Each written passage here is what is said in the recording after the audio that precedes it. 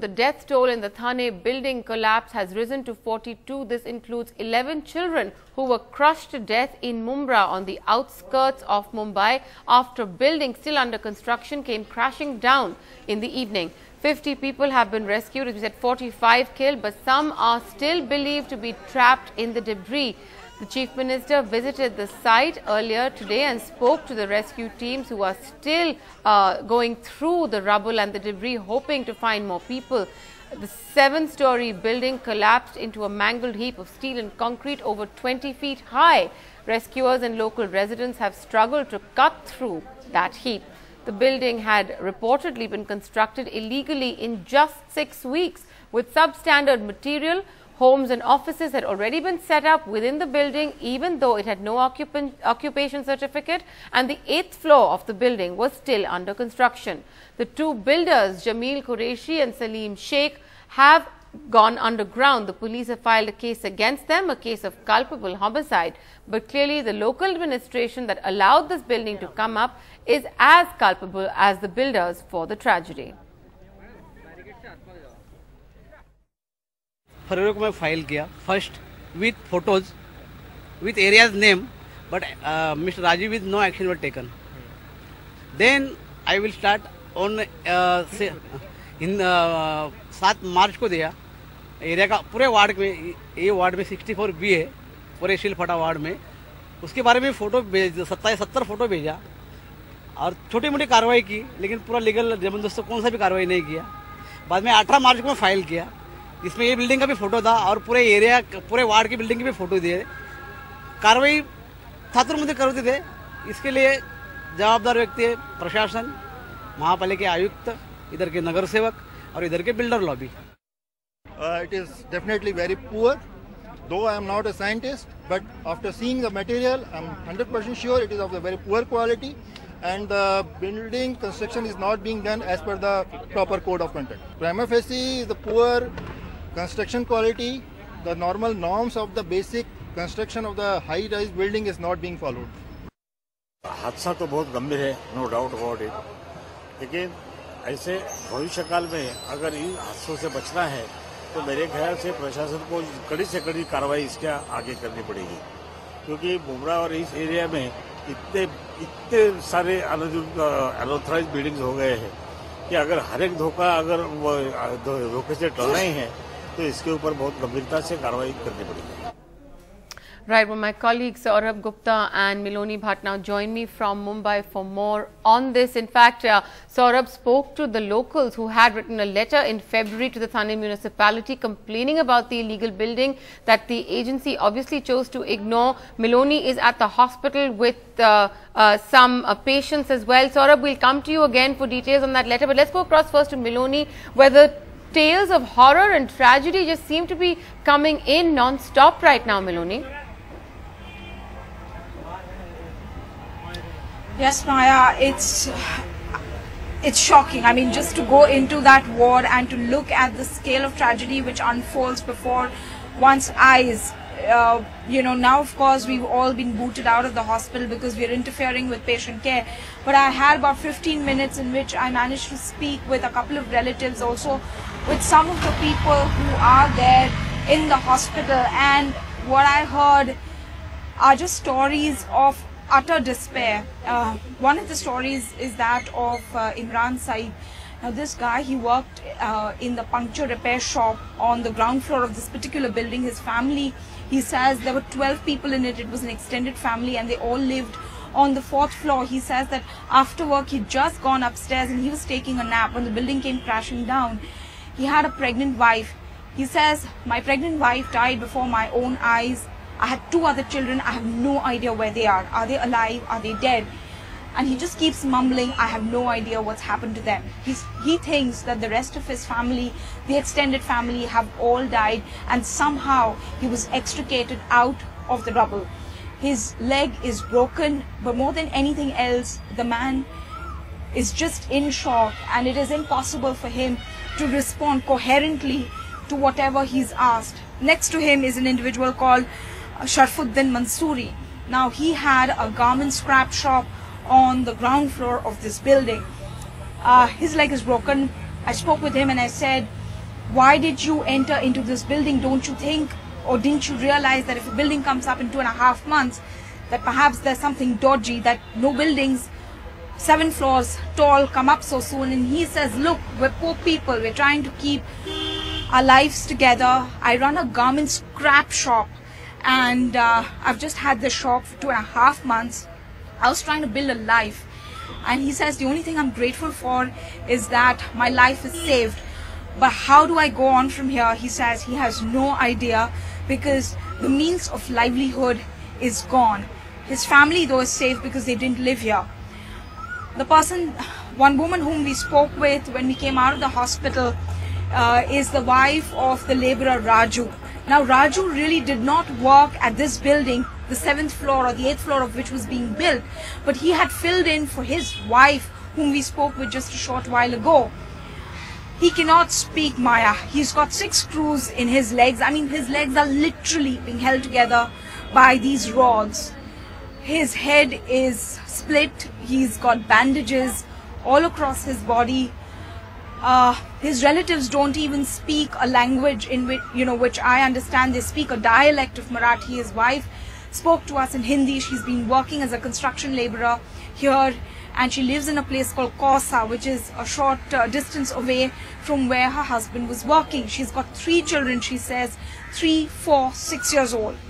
They used to make 300 rupees working at this site. She says, my husband's in hospital. How am I going to support my family? Now, these are the kind of stories that are emanating out of this hospital.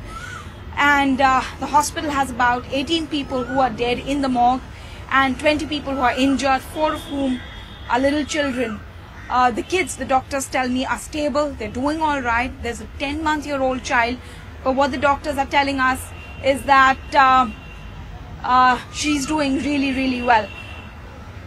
Maya. Right, Maloney, thanks for all those details. Clearly, extremely tragic stories at the hospital. Stay with us. Let's go across to Saurabh, who's at the site of the building collapse. Saurabh, we know you spoke to locals earlier about how they had actually filed a complaint with the municipality about this building. Why was nothing done about it? I mean, 6 weeks for a 7-story building seems implausible in the most unlikely scenarios. This was a fate perhaps waiting to happen. That's right. I mean, look at the height of the building that has come down. Just look at the height of the debris. That's around 20 feet. So 20 feet of debris, you could only understand how tall this building was. And if I can just ask my camera person to show you the building right next to the building which has come down, and that's how high this building was. And it came crashing down in a matter of seconds, and everyone who was inside, trapped, did not have a chance to escape. And it's been nearly 24 hours since the building came crashing down, and rescue operations are still on. Some hope, Maya, like Mr. Alok Avasthi was telling us, who's been heading the rescue operations on behalf of the National Disaster Relief Force. The Pune battalion is here helping with rescue. Some stories which really have hope, like for example in the afternoon a little boy was brought out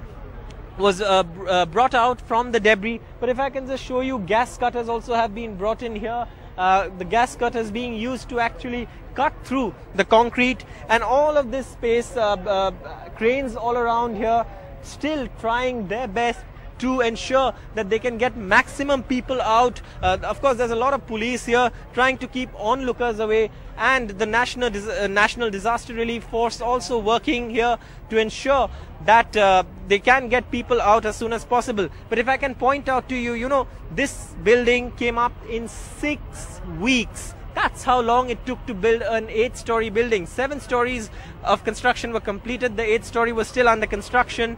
And the illegalities were not just confined to the construction, but the land, like Mr. Avasthi pointed out, the plinth was perhaps not properly done. And that is why this building came crashing down.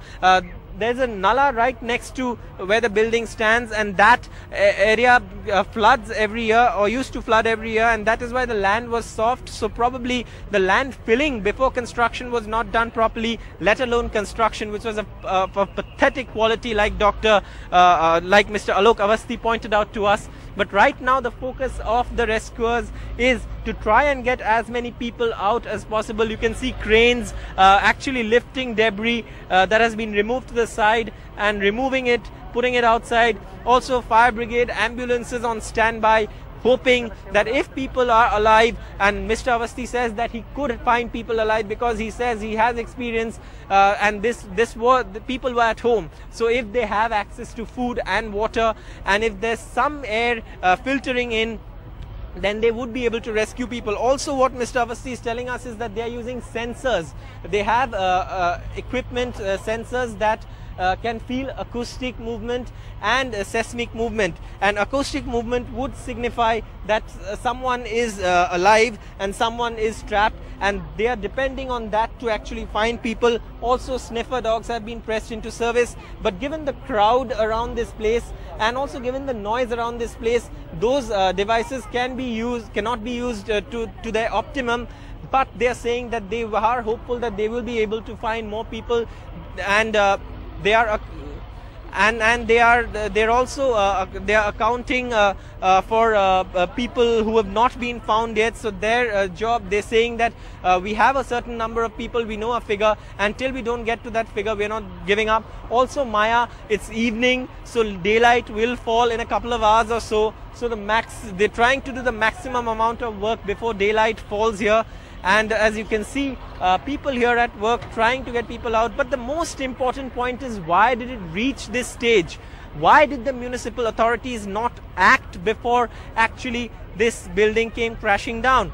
This building was reported not once, not twice, but thrice by a citizen, Mr. Mangal Patil, who also provided not just the complaint, but also photographic evidence of how soon the building was coming up, pointed out the irregularities.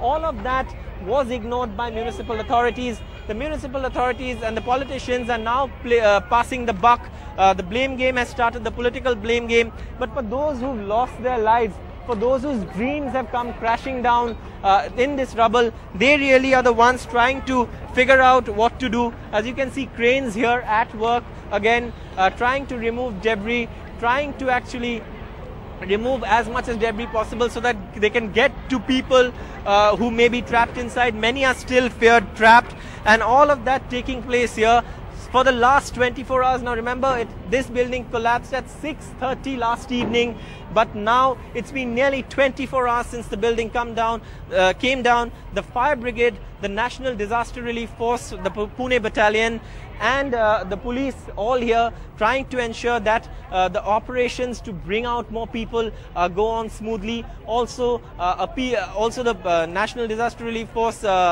Commandant Mr. Alok Awasthi telling us that they are hopeful of bringing out more people alive from this debris right here that came crashing down last evening